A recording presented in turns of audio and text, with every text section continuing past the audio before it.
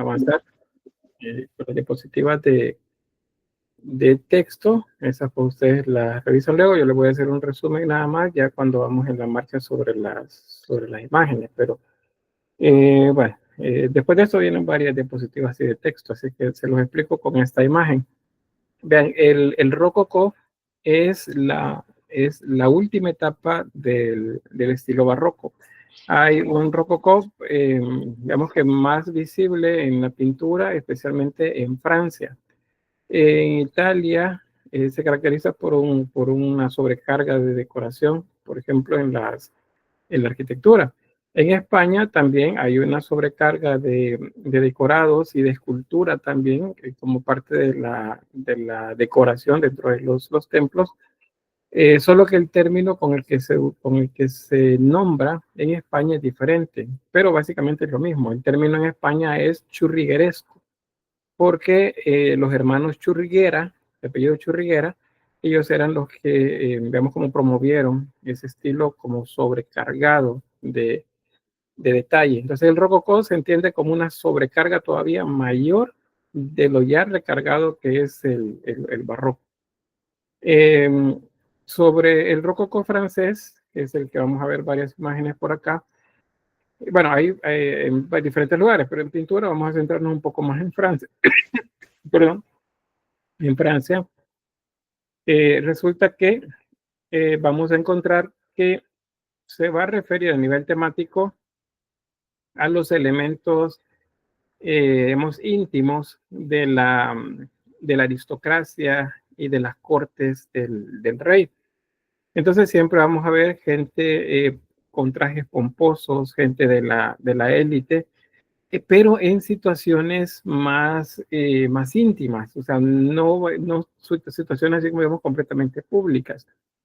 Esa es como la característica a nivel temático. Se caracteriza también el caso de la pintura porque los colores son suaves, no son colores tan brillantes. Vean, este por ejemplo es un rosado por acá, hay mucho verde alrededor, pero no lo vemos brillando, sino que son tonos bastante neutros, son tonos pasteles, los que se utilizan más en el rococó. En la escena esta, no sé si alguna vez habrán visto ya esta imagen, solo déjenme que le quite el texto para ver solo la imagen.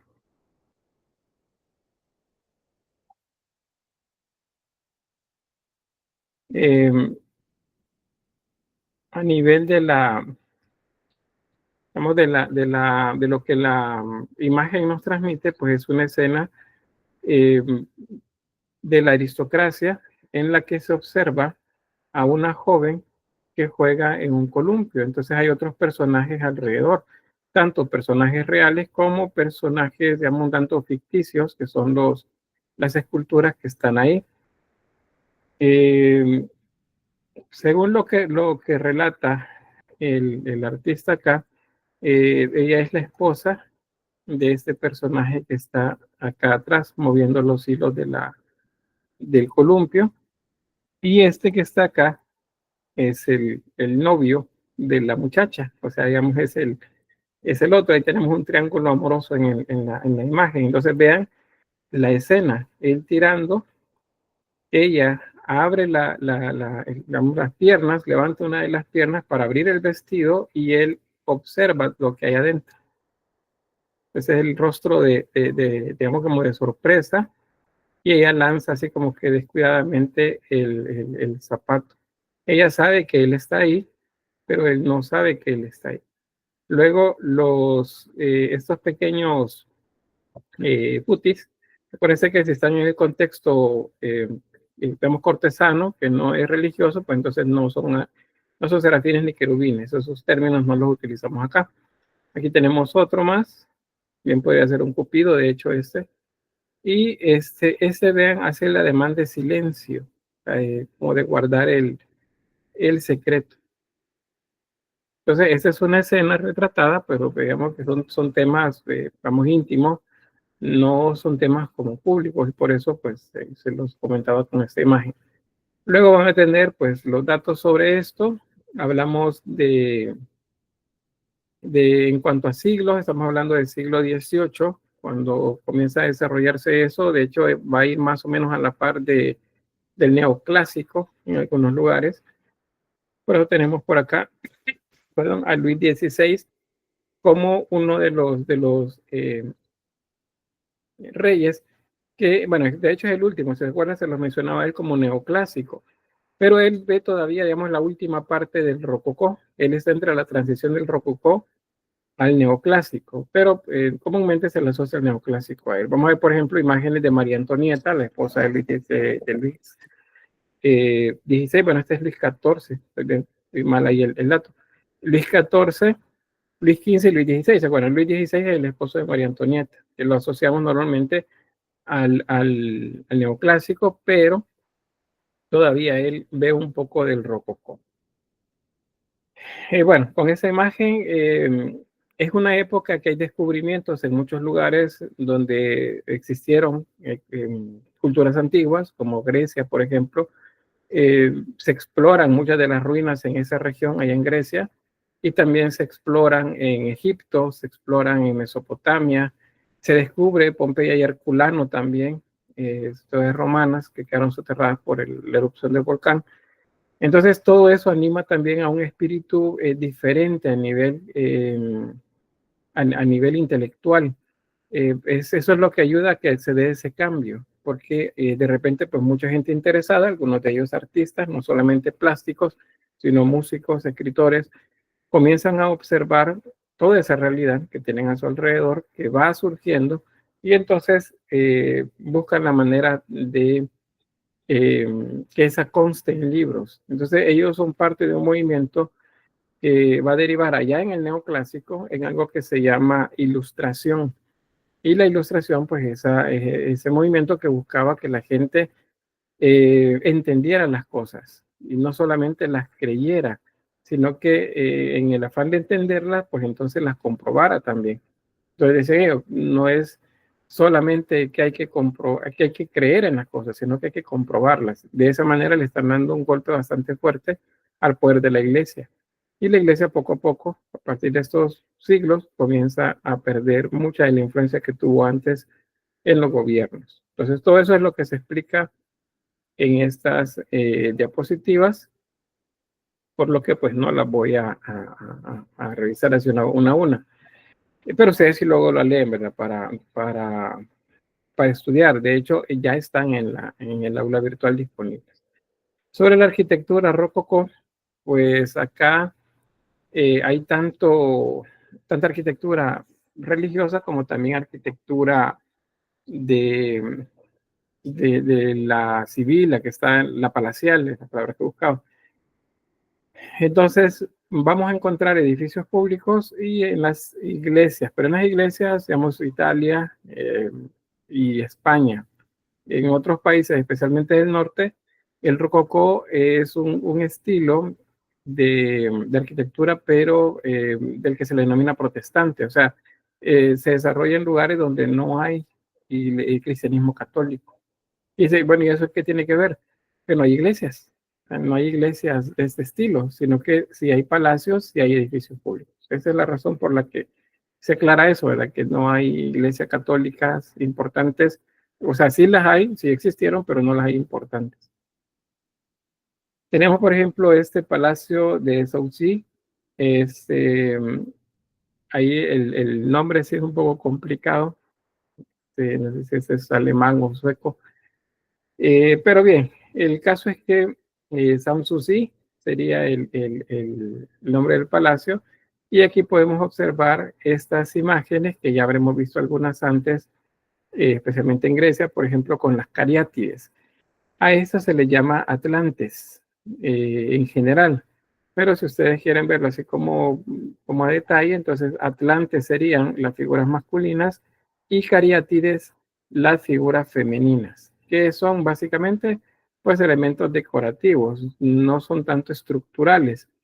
No significa que no las haya estructurales, pero en este edificio pues son más decorativas. Pareciera que son columnas que se transforman en estos seres extraordinarios que sostienen pues parte del edificio. Luego encontramos bastantes remates decorativos en la parte superior. Básicamente la decoración es la que vamos a encontrar como característica del rococó. Este, por ejemplo, es en Austria, el Himmelnkhaus, algo así. Eh, Vemos ahí que tiene mucha decoración. Estos son grutescos, si recuerdan, los grutescos son decoraciones en relieve que simulan pues plantas o elementos geométricos también. Entonces hay bastante, vean los balcones también con mucha decoración. Hay mascarones. Eso es el rococó en estos países. Y vean, los colores también son bastante suaves. Esto es en Francia. Otra vez vamos a Versalles. Y vean el decorado. En Francia siempre lo que vamos a encontrar es lujo. Siempre lujo. Los colores plata, blancos, esos verdes suaves. Vemos siempre con tonos pasteles. Este es un trampantojo, si recuerdan. Los trampantojos. Tenemos en la en el techo de la habitación, los relieves en mascarones, los espejos, los tonos dorados, platas, cristalería, todo eso básicamente es con lo que ejemplificamos el rococó en Francia. Vean este otro. O sea, en la actualidad los vemos y parece que solamente es decoración, ¿verdad? Pero en la época estos son muebles utilitarios, o sea, son muebles para ser usados. Mesas de té, cómodas, hay también eh, como palios, los que se colocan sobre las camas, por ejemplo, muchos espejos en las habitaciones. Entonces, y los tonos dorados o plateados también, que son los que denotan lujo.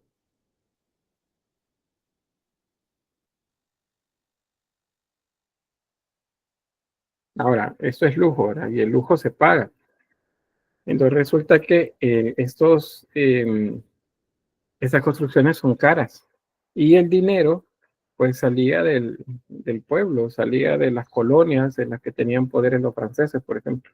Por eso es que en esta época, afuera del palacio, de puertas afuera, había mucho descontento en contra de los gobernantes. Y eso es como como dicen, el caldo de cultivo de las revoluciones. Entonces, pues los tambores de la revolución comienzan a sonar en Francia, justamente por la manera lujosa en la que vivía la monarquía, mientras la gente pobre pues pasaba muchas carencias afuera.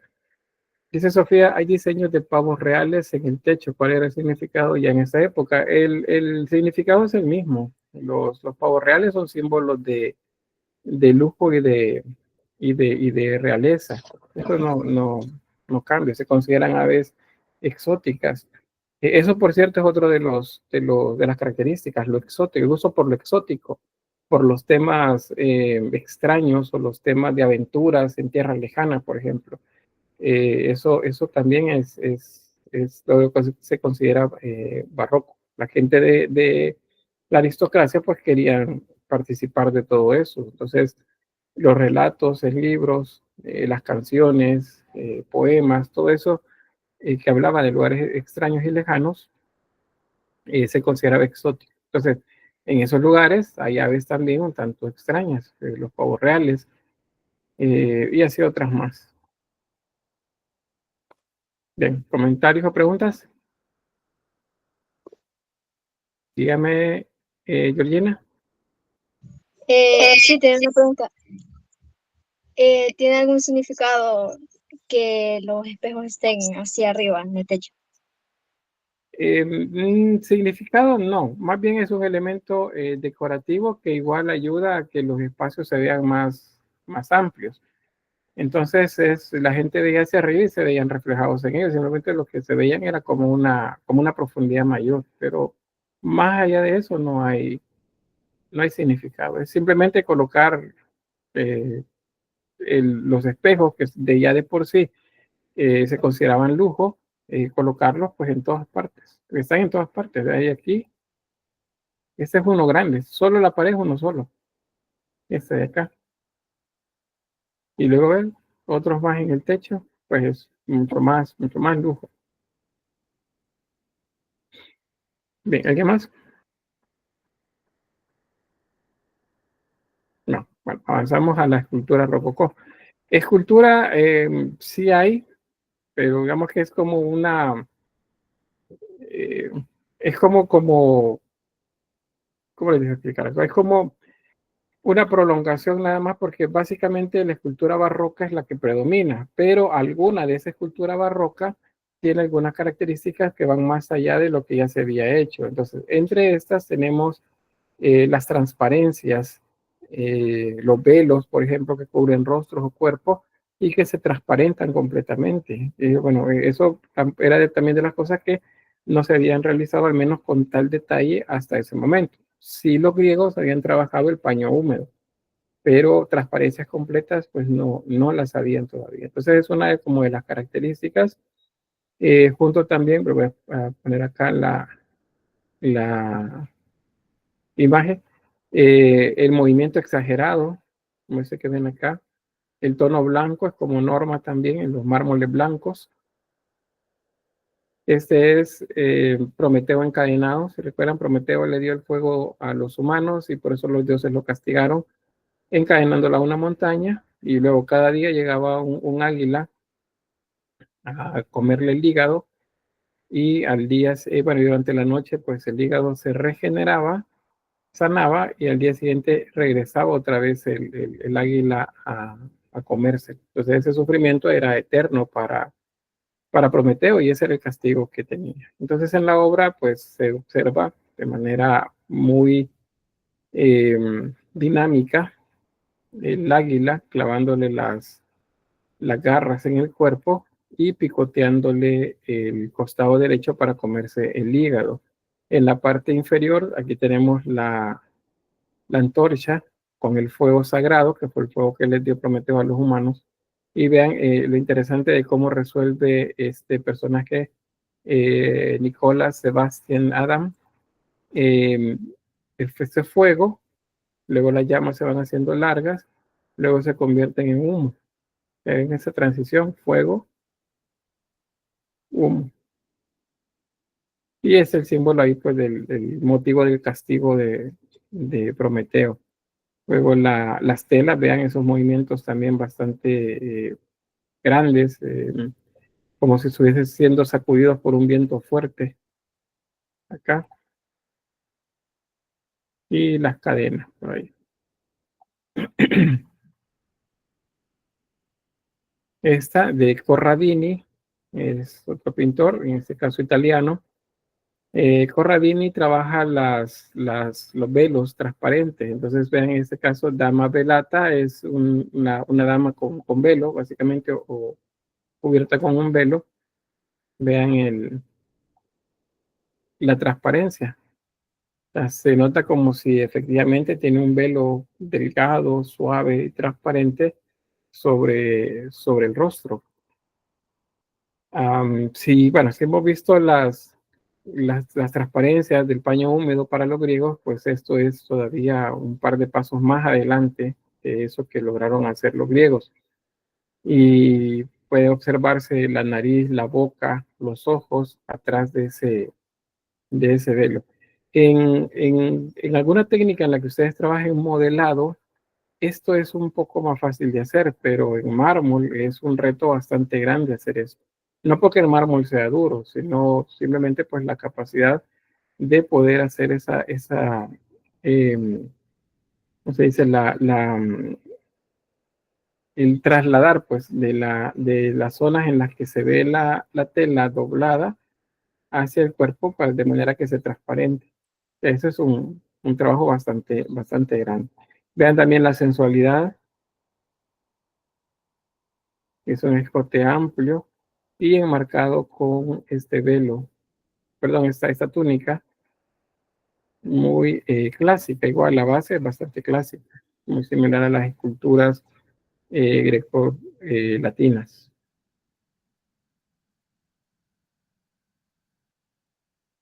Hay otra más también de Corradini, vean en este caso es el cuerpo completo, el que ha realizado con esa sensación de transparencia.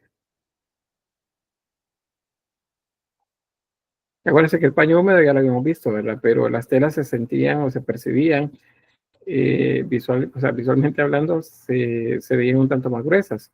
En este caso es un velo suave, muy, muy suave. No tengo idea del nombre de un tejido, así que sea como tan delgado de los que conozcamos actualmente y que puesto sobre nuestro cuerpo pues, nos dé una sensación como esa. Seguramente lo hay, pero el nombre no lo tengo.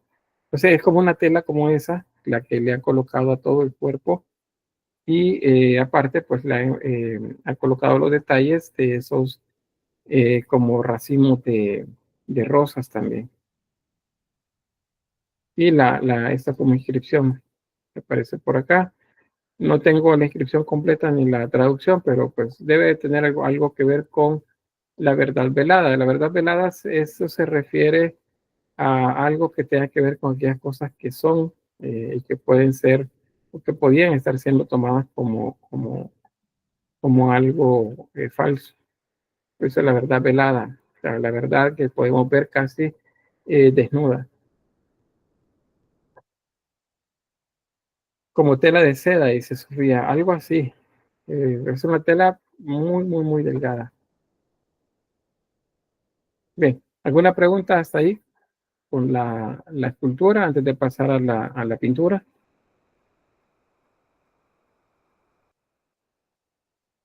Nada, vale, avanzamos. Este es un cuadro resumen para que revisen acerca del rococó, algunas de los detalles pues, específicos, como las temáticas. En la pintura, el tema de la mujer es bastante común. Se centra bastante en la figura de la mujer, en el amor terrenal también, no el amor de Dios o de la Virgen, de los ángeles, de Dios, de Jesús, no, el amor terrenal, el amor entre dos personas. Se centra bastante en eso. Ya veían la primera película, ¿no? La primera pintura que les mostraba, de la dama y el trapecio. Escenas de fiesta también se hacen, reuniones de sociedad, algunas no se las voy a mostrar, pero hay muchas escenas en las que se ven grandes salones con personas que están departiendo, hombres y mujeres. Eh, También el gusto por lo exótico que les mencionaba, también el erotismo, la sensualidad, especialmente femenina, y la naturaleza, son temas que se utilizan bastante. Hay obras de formato pequeño y hay obras también de tamaño bastante, bastante grande. La gama cromática, como ya les mencionaba, es de tonos pastel. Aunque veamos colores rojos, por ejemplo, azules, no los vamos a notar que brillan, son bastante tenues, como neutros. Es porque son pasteles. Eh, la, digamos que la gente que compraba estas obras lo hacía para exaltarse a sí mismo como parte de la aristocracia o de la monarquía, eh, pero también habían otros que lo hacían por el gusto de como de ir haciendo colecciones. Entonces, eso es lo que da pie para las colecciones que vamos a ver luego en el neoclásico. Y del neoclásico ya prácticamente se van estableciendo los primeros museos, en los que esas colecciones que fueron de algún mecenas o de una familia de mecenas a lo largo de generaciones se guardaron, pues eso es lo que luego han dado lugar a los museos grandes en Europa que conocemos, el Louvre, eh, el Prado, la Galería Uffizi, creo que se llama uno. Todo eso pues tienen que ver con lo que en este momento se están como coleccionando.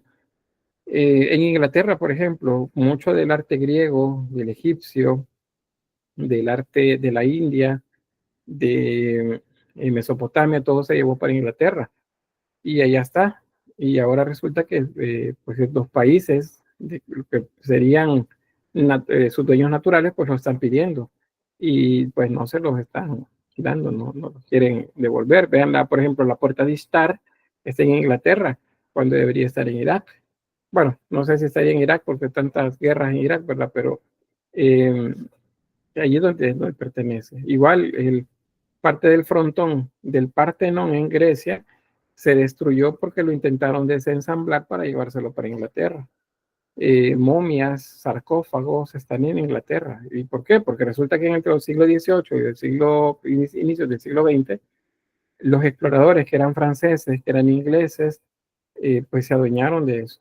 Y hacían sus incursiones a esos lugares, sus investigaciones, y todo lo que encontraban se lo llevaban a sus países de origen. Entonces, todo eso sucedía en esta época, entre el rococó y el neoclásico ya como tal. Y tenemos una obra, la primera, se llama El concurso musical de Fragonard. Este es el mismo pintor de la que les mostraba al inicio. De hecho, la vamos a poner por acá mejor para que esté junto con las demás. Porque ahora creo ya contextualmente ya me captan un poquito más la idea, ¿verdad? Eso del barroco, del rococó, perdón. Entonces vean las escenas íntimas, lo que se nota ahí es muy similar a esta otra que ven acá. Tenemos dos pretendientes de esa doncella, seguramente una aristócrata, y ella está por decidir quién es el mejor músico, si el que tiene esta flauta o este otro que tiene algo que parece ser una gaita. Ella pues está por poner la corona sobre la cabeza de este de acá, y el otro pues le ruega porque se la dé a él.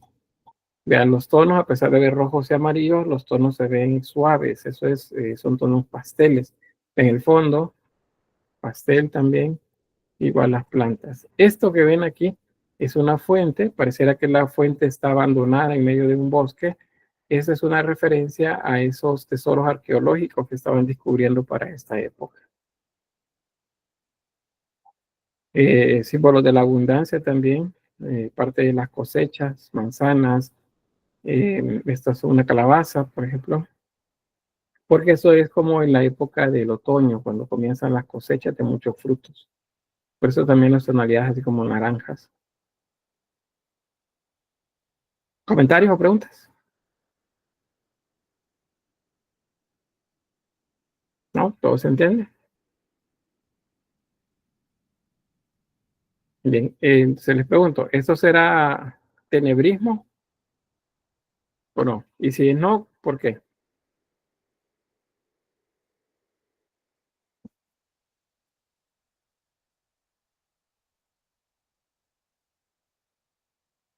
Nadie.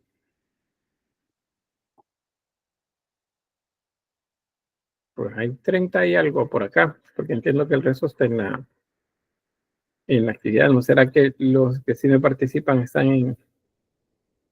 eh, no están en clase y el resto sí se quedó?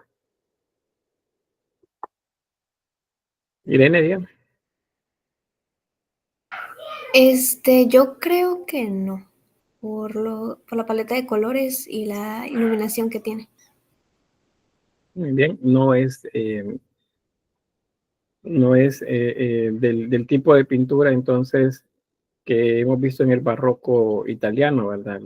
La tenebrista o la que veremos luego en España. Efectivamente, eso no es dado que hay luz iluminando todo el escenario. Acuérdense que el tenebrismo solamente aparece cuando los tonos o cuando los colores son de fondo, son oscuros y solo los personajes que aparecen, vemos como principales, son los que aparecen iluminados. Acá sí sucede, están siendo iluminados esta escena, que es el punto focal. El punto focal está acá. Pero todo el resto, fondo y todo el resto de elementos también tienen cierta iluminación. Bien, otra más también de Fragonard. Este se le decía el pintor de la aristocracia, justamente por lo mismo, porque se dedicó a esto.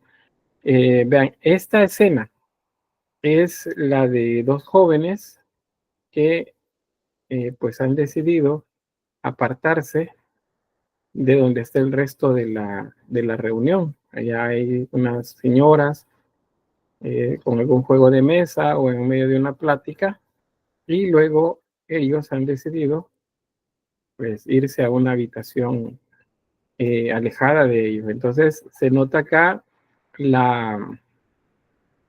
digamos como el gesto, que es lo que están haciendo, ¿verdad? El joven la está llevando hacia adentro de esta habitación y ella sosteniendo el manto, que es lo que la une, vean, compositivamente es lo que la une con la reunión de allá del fondo.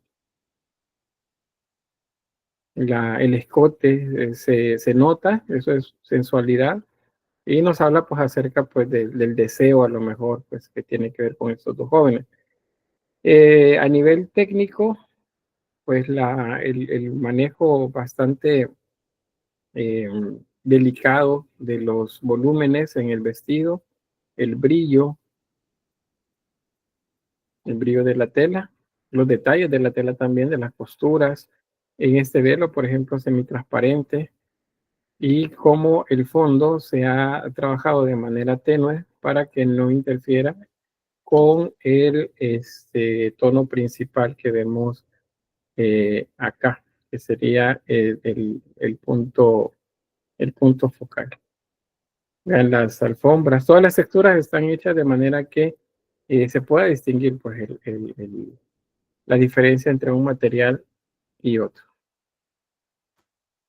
A nivel compositivo, si hiciéramos acá lo de los cuadrantes, pues funciona igual. Aquí tendríamos una L compositiva porque tenemos elementos en el cuadrante superior izquierdo y el inferior izquierdo, el inferior derecho, y el espacio que quedaría como fondo es este de acá.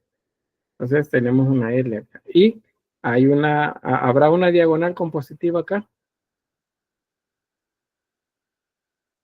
¿Sí o no?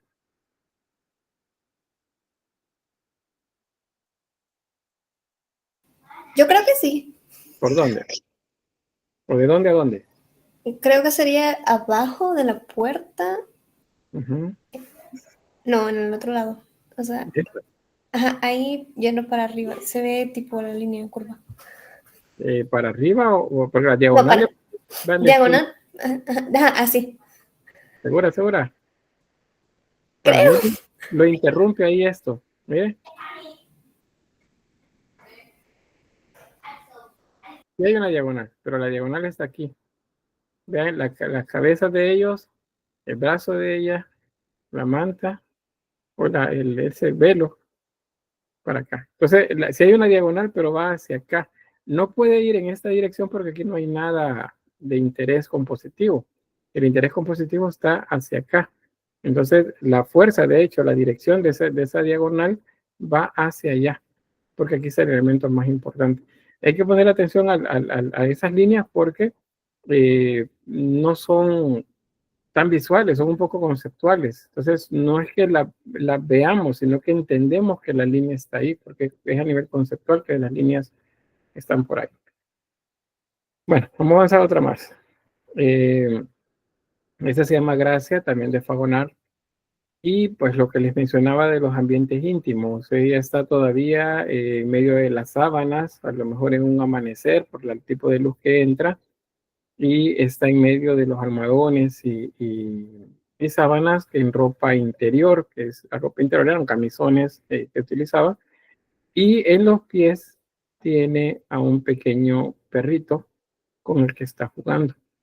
Está intentando dándole algo, ella sonríe, los senos están descubiertos y el perrito lo tiene en medio de los pies. Es un tema, un juego, pues, de una jovencita con su mascota y pues es una temática íntima, no son temas públicos. Ahora, ¿dónde estaban estos cuadros si son temas íntimos? Fíjense que estaban siempre mostrados en habitaciones a los cuales llegaba la gente, pero que se decidía, ¿verdad? La gente de confianza para entrar a esos lugares. Habían salones en los que se recibían las visitas, por ejemplo, pero habían áreas en las que solamente aquellos con mayor confianza. Entonces ahí es donde se colocaban estos. Noten algo entre esta y esta imagen. Son del mismo pintor. ¿Cuál sería como la diferencia? ¿Qué ven de diferente? Los colores. Ajá, muy bien, los colores. También el nivel de detalle que tiene. Ah, el nivel de detalle, muy bien. Sofía dice, uno tiene más brillo, sería este, ¿verdad? Este no tanto. El nivel de detalle también, esto está bien detallado y este no. Otro es las manchas. las manchas de color en la pintura. Este prácticamente no tiene manchas tan visibles. Sí, a nivel de nos acercamos, lo que vamos a ver son pequeñas manchas que nos denotan la textura de los materiales. Pero en este caso, sí hay manchas grandes. ¿Ven? Sí hay manchas grandes. Pero la mancha está colocada así como muy preciso en el lugar donde se necesita. Eso tiene que ver con que estos pintores se movieron al final de su vida entre movimientos, entre varios movimientos, porque pues a diferencia, por ejemplo, del Renacimiento, que tenemos bien dividido un siglo, 100 años para un solo movimiento, que es 480, y luego el 580, del Rococó en adelante, los movimientos prácticamente van a la par en algunos casos. O sea, no ha terminado uno cuando otro ya comenzó. Y ese va a lo mejor a la mitad cuando de repente apareció otro. Entonces los movimientos cada vez se van acercando más entre ellos. De esa manera hay artistas que pueden haber pintado rococó, pero hicieron neoclásico y a lo mejor incursionaron ya en su edad, ya como adultos mayores, también en el romanticismo. Entonces no se quedan solo en un movimiento, sino que pasan por varios. Esta, por ejemplo, tiene una mezcla de eso de mancha y de detalle. Esa es la embarcación del Sidera, perdón, de Jean-Antoine Bottou. Y él, pues, lo que retoma es, pues, esas temáticas exóticas, una barca que llega a una isla, podría ser, en la que se encuentran con elementos exóticos, vean altares, con estos seres alados que parecieran niqués, y de este otro lado algunos ídolos o figuras igual mitológicas. Estos seres que andan flotando ahí, ¿qué son? Los niños con alas que flotan por ahí. Cutis. Muy bien, son putis. ¿Por qué no pueden ser serafines o querubines? Porque no es una pintura religiosa. Muy bien, eso es así de seguridad.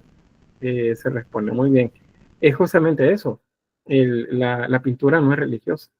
Entonces no son seres esos religiosos. Ahora ustedes, yo espero, pues ya tienen como esa diferencia, ¿verdad?, entre uno y otro. Porque de común, de entrada, la gente pues que no hace estudios como nosotros de todo esto, a todos les dice igual, ¿verdad? Ven una imagen de un niño con alas y es un querubín o un serafín, aunque realmente no tenga nada que ver con la iconografía original. Pues bien, ahí tenemos entonces esos elementos, las personas que van caminando, como observando esos escenarios exóticos, como ven por ahí, o estos que se juntan en parejas a platicar entre ellos. Aquí tenemos un pequeño también, un niño. Vean lo que les mencionaba de manchas. Hay mancha y hay detalle también.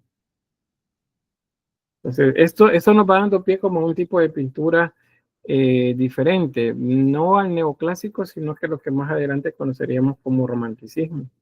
Pero pues no hay como una relación directa, sino que pues, los artistas van experimentando también con los materiales y eso es el resultado que da acá. Más adelante sí, a partir de esa experimentación que algunos otros tuvieron, cuando los nuevos pintores observan la obra, ellos sí desarrollan ya esas obras diferentes. Bien, como ya hemos estado viendo en la pintura flamenca, pues también resulta que en Francia hubo mujeres pintoras. Entonces tenemos acá el caso, de Marie-Louise Elisabeth Viguier-Lebrun, algo así. Y comúnmente la van a encontrar como Elisabeth Viguier-Lebrun o solo como Viguier-Lebrun. Ella es una pintora. Ella logró incursionar y sobresalir en este oficio de pintores, de artistas pintores que dominaban pues principalmente los hombres. Ella desde muy joven, desde 16 años, 17 años, ella ya pintaba. Hay un retrato de ella adolescente, un autorretrato, Y pues ella ahí con todos los implementos de pintora y ya pintando pues muy bien. Y en este caso tenemos una donde ella ya está en una edad ya adulta y se retrata pues como una pintora. Acá ella llegó a ser una de las pintoras más importantes en las cortes del rey Enrique, Enrique XVI. ¿Por qué? Porque se hizo amiga de la esposa del rey, de María Antonieta. Y se hizo amiga pues a partir del talento que vio María Antonieta en ella. ¿Sí, Irene? No sería Luis XVI, Lick, es que dijo Enrique, entonces creo que lo confundió con el de... Perdón, soy con Enrique VIII. Sí, Luis XVI, gracias por la corrección. Con Luis XVI y María Antonieta estoy emparentando reyes por probablemente provocar una guerra en Europa, por decir mal los nombres. Entonces, esa Miguel Lebrón, Elizabeth Miguel Lebrón, ella logró pues esa amistad. Ahora, eso le trajo también problemas porque cuando vino la Revolución Francesa, pues esta élite de los burgueses y aquellos aristócratas que se habían sentido eh, como marginados por la monarquía, pues la asociaron a ella con los monarcas. Y los monarcas los metieron presos, entonces ella tuvo que salir huyendo.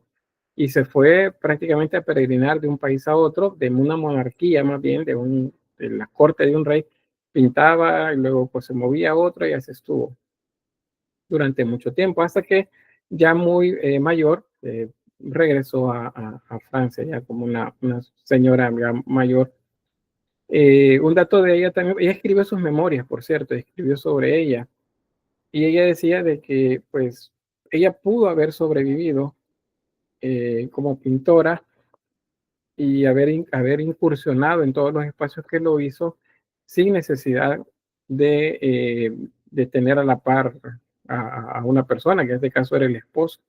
Pero ella fue obligada a casarse como alrededor de los 20 años y ella no quería casarse. Sin embargo, pues acuérdense que los matrimonios en todas estas épocas son arreglos entre familias, entonces a ella la casaron con alguien también de la élite, pero pues fue algo que ella no quería hacer. Y ahí yo pude haber sobrevivido por mí misma. O sea, de hecho, se sabe también que mucha de la fortuna que ella hizo se la gastó el esposo, que era un pintor también que no tenía mucho éxito. La del éxito era ella.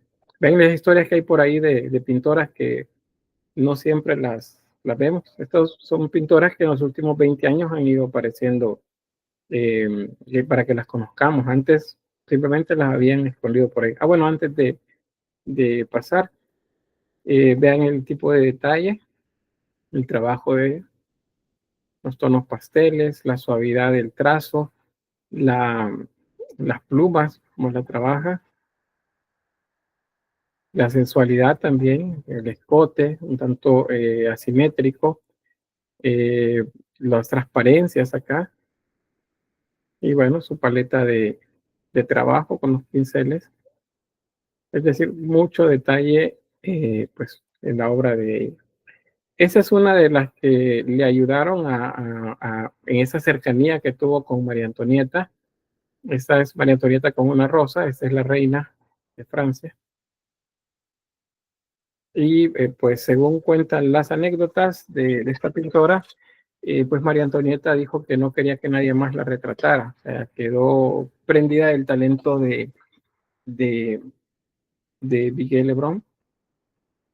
Y pues ella, de acá en adelante, pues solamente ella le pintó varios retratos de ella. Vean ahí lo pomposo de la ropa, el detalle minucioso de los encajes, la suavidad del rostro también, las pelucas, es como bien esponjosa la peluca y el detalle de las rosas también. Otra más, un traje así todavía más pomposo como para un evento importante también de María Luisa Elizabeth Piqué Lebrón, un nombre bien largos. Ahí tenemos lo primero, lo del el escenario, lo inmenso que se ve, el espacio en el que lo ubica. Y luego ella siempre la rosa como un símbolo de realeza y delicadeza para ella.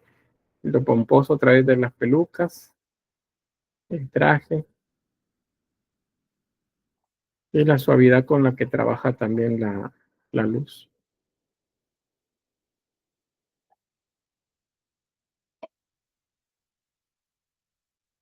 Bien, ese es otro retrato. Como les decía, luego de la Revolución Francesa, pues ella tuvo que huir de Francia y se refugió pues en otros reinos. Y allí estuvo siempre promocionando su trabajo y consiguió bastantes consignaciones en las cortes de los reyes. Entonces, tenemos, por ejemplo, acá un retrato de la duquesa de Polignac.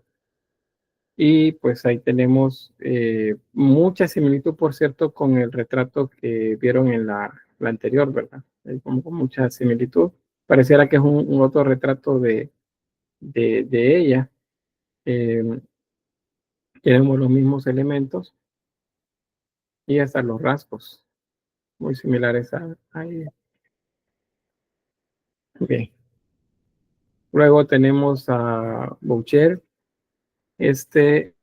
Trabaja temas mitológicos y tenemos pues ahí el baño de Diana. Diana es la diosa de la cacería, ¿verdad? ¿Se recuerdan? Entonces tenemos dos sabuesos ahí que son los que le ayudan con la caza, el as de flechas, y de este lado tenemos algunos productos de la caza, unos conejos, unas liebres serían, y unas aves también, acá unos pichones. Luego ella, desnudándose para irse pues a dar un baño acá en el río. Y esa es una de las ninfas que la acompañaban, asistiéndola pues en todos sus menesteres. Lo demás, vean los tonos pasteles, noten los azules muy suaves, como, se ve como grisáceo prácticamente, pues eso es básicamente las tonalidades pasteles. Si hiciéramos igual el mismo ejercicio de los cuadrantes, vamos a encontrar otra vez acá que tenemos una composición en L, lo cual nos da siempre un cuadrante con un espacio u oscuro o con paisaje, que es lo que le da profundidad. Y luego una diagonal compositiva. ¿Ven? Estos brazos de esta ninfa, la pierna, la zona de los senos, el hombro y luego la tela para acá, que hay una diagonal compositiva. Después se mira, pero puede estar para allá. No, no puede estar para allá, porque aquí hay una línea, sí hay una línea, pero esa línea se interrumpe varias veces. Aquí está el arco, el brazo y la tela blanca, la pierna, este espacio vacío, que donde ven ustedes las ramas y la planta que está acá, todo eso interrumpe una diagonal acá. En cambio, de este lado, la diagonal es continua. Entonces, ahí hay que tener mucho cuidado con cómo ubicar esa diagonal compositiva. Bien, los paisajes amplios, el puente de Westminster en Londres, este es de Canaletto. Fíjense que ya hace un par de años tuve la oportunidad de estar en un museo en el que había exhibición de pinturas de este tipo, es decir, del rococó, aún algún del romanticismo y de neoclásico. Pero son pinturas de, por ejemplo, 4 por 5 metros, o sea, son pinturas enormes. Entonces, cuando uno está frente a ellos, digamos el tamaño, si yo me parara a la par de ella y estuviera el suelo, pues entonces yo llego más o menos como a esta altura. Entonces, cuando uno ve la pintura de cerca, entonces se da cuenta de la cantidad de detalles que esto lleva. O sea, uno ve allá al fondo como una fábrica, o unos edificios más bien, unos palacios, una iglesia. Entonces, cuando uno se acerca, pareciera que solo son manchas, pero no, uno puede llegar y ver detalle todavía hasta esos niveles de allá del fondo. Pero son trabajos grandes con mucho detalle. Y bueno, ¿y para qué servían? Pues eran representaciones de los puertos, por ejemplo, o de espacios exteriores que luego se colocaban en las mansiones como si fuesen una ventana de esa habitación. Uno entraba, Digamos, yo entro a la habitación y lo primero que veo de fondo es el paisaje, entonces es como si yo estuviera parado viendo el espacio real. Entonces, por eso es que eran así de grandes. Más adelante, en el romanticismo, vamos a ver que esto es es uno de los tipos o géneros de la pintura romanticista que se van a desarrollar. El paisaje, solo que es un tipo de paisaje romántico, lo cual quiere decir que no son objetivos, sino que son subjetivos. Volviendo a Versalles, pues igual las pinturas en esos lugares, los trampantojos que ya les mencionaba antes, este por ejemplo, ¿ve? Es como que yo me paro, veo hacia arriba y veo como si estoy específicamente abajo de ese escenario en el que se ha abierto el cielo y me muestra a Dios Padre que aparece pues con todo su poder y toda su pompa mi cabeza, igual rodeado de ángeles. En este caso, sí podríamos decir que esos niños y serafines, pues por la iconografía de la época, les podemos llamar querubines y serafines, que andan por ahí pues flotando alrededor de Dios. Luego tenemos allá, una imagen de Jesús en la cúpula del edificio. Acuérdense que estos se llaman trampantojos. Trampantojos. Si me ponen en el examen es una ilusión óptica, está bien, pero todavía está mucho mejor si me dicen que es un trampantojo. O sea, no un trampantojo, lo cual quiere decir que hay una ilusión óptica en la constitución de la imagen. Bueno, ahí está una panorámica siempre la misma cúpula. Y bueno, ahí llegamos al final del rococó. El final pues tiene que ver cuando pues poco a poco deja de estar de moda porque hay otros estilos que comienzan a desarrollarse y también pues cambian las temáticas producto de el ascenso de la burguesía eh, más que del campesinado y el obrero en aquello que se llama la Revolución Francesa. Entonces, 1780 estamos casi que a nada de la Revolución Francesa y ya sucedió, pues un par de años atrás, ya sucedió la independencia de Estados Unidos. Y entonces eso ha dejado un poco a Inglaterra, con, con, con una colonia menos, y a Francia la está dejando también, pues así un poco, aunque pues aliados de Estados Unidos en un primer momento, pero pues eventualmente van perdiendo también poder en muchos lugares. Y quien lo va retomando, les repito, es la aristocracia. No es que se pierde o no es que pasa el poder de los ricos a los pobres, que es lo que uno tiene idea con esto de la Revolución Francesa. Entonces ahí les queda al final de esta diapositiva, pues algunas de los elementos de la Revolución Francesa, las causas, por ejemplo, que tienen que ver con la economía, el déficit en el Estado, si el Estado no tiene dinero, hay una crisis económica, los precios van para arriba, luego hay privilegiados, y hay gente de estos privilegiados y algunos no privilegiados como los burgueses que se oponen a la reforma fiscal. Una reforma fiscal en la que se les aumentan los impuestos. También hay un deseo de los burgueses de llegar a gobernar, de ser parte de los que ahora toman decisiones, algo que se les ha negado durante siglos. Las clases populares, pues el pueblo, es utilizado pero como fuerza de choque, o sea, el pueblo que vaya a las calles, pero la élite no se asoma a pelearse en las calles, pero el pueblo sí, y lo asustan, digamos, lo mueven para que apoyen las causas de ellos. Y luego a nivel político e ideológico, la ilustración que ya les mencionaba y el enciclopedismo también, que eh, buscan constituir pues con todo el conocimiento que se tiene en libros que sean accesibles a las personas. También se toma como ejemplo la independencia de Estados Unidos. Y luego viene pues, luego de la Revolución Francesa, pues viene la Constitución de la República, o sea, un documento donde dice que hay leyes en las que todos somos iguales, y luego Eventualmente, pues otra dinámica que sucede hasta que viene luego apareciendo Napoleón Bonaparte, que pues él dice, no, aquí lo que vamos a hacer es una revolución todavía mucho más grande, pero aquí necesitamos que se nos anexen todos los territorios de los alrededores y comienza una guerra de expansión, buscando generar un imperio, el llamado Imperio Napoleónico. Como consecuencia, pues desaparece el antiguo régimen en el que el monarca era el rey. Aparece una monarquía constitucional en algunos reinos. Eso significa que hay reyes, pero va a haber una fuerza a la par de ellos que es la que gobierna. Entonces, los reyes no es que estén de adorno, pero es como lo que vemos en España. Hay un representante del gobierno, un presidente, pero está el monarca a la par de él también.